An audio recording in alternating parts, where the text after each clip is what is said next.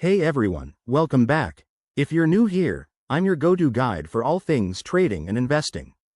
Today, we're diving into something super practical: how to set up a paper trading account in Interactive Brokers. This is perfect if you're just starting out or want to test strategies without risking real money.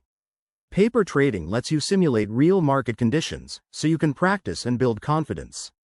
Let's get right into it. First things first, make sure you have an Interactive Brokers account.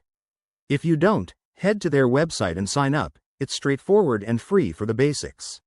Once you're logged in, navigate to the Account Management section. This is usually found in the top menu or dashboard.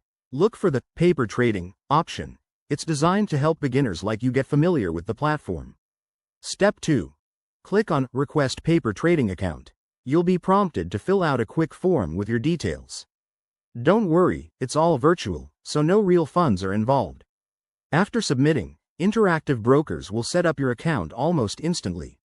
Next, fund your paper account.